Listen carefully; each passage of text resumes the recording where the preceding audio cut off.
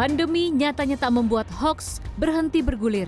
Isu kesehatan, penanganan COVID-19 menjadi pembahasan hangat. Berdasarkan data Kementerian Komunikasi dan Informatika, terdapat 1.513 temuan berita bohong atau hoax yang beredar di Indonesia terkait COVID-19. Mulai dari penularan, obat, vaksinasi, hingga chip yang ada dalam vaksin COVID-19. Bukan hanya kontraproduktif, hoax bisa menjadi pemicu munculnya keresahan ataupun perselisihan. Sayangnya, tak sedikit orang yang percaya dan ikut serta membagikan informasi yang salah dan tidak jelas sumbernya. Media sosial menjadi lahan subur pertumbuhan hoax di masyarakat. Ketika pandemi yang membuat sebagian masyarakat bergantung pada teknologi dan internet untuk mendapatkan informasi.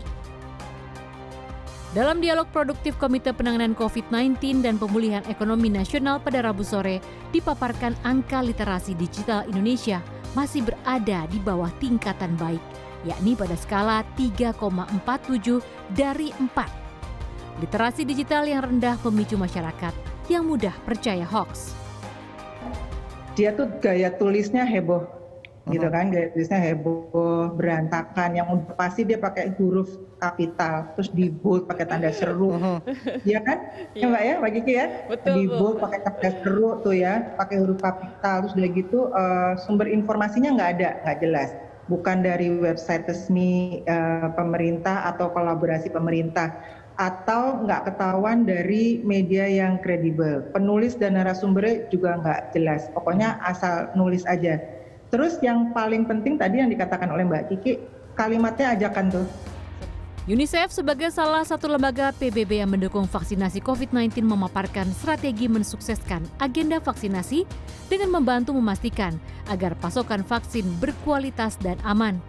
Berdasarkan survei sejak September 2020 lalu terkait vaksinasi, tren kepercayaan masyarakat untuk divaksinasi turun akibat termakan hoax.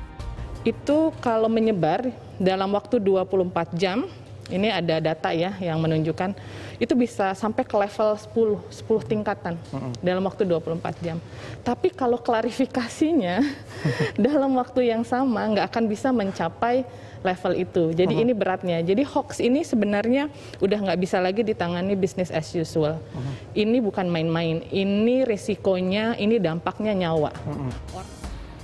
Hoax dalam dunia kesehatan di tengah pandemi berpotensi membuat masyarakat percaya pada hal-hal yang salah terkait vaksin, sehingga membuat publik khawatir dan enggan divaksin. Padahal, vaksinasi merupakan upaya preventif kesehatan yang efisien dan efektif dalam menghentikan laju penyakit tertentu. Edukasi, kemampuan saring sebelum sebar dan kolaborasi pemerintah, komunitas, penegak hukum, dan masyarakat penting dilakukan. Pasalnya tak semua hal yang terdapat dalam internet merupakan hal yang benar.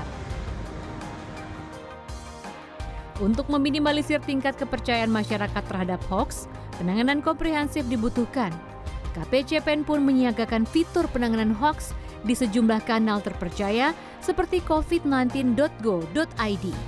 Masyarakat diharapkan melek teknologi, meningkatkan literasi digital dengan mencari dan menyaring informasi dari sumber yang dapat dipercaya melalui media yang kredibel demi terciptanya kesehatan pulih, ekonomi bangkit. Clarissa Aradia, Daud Thompson, Jakarta.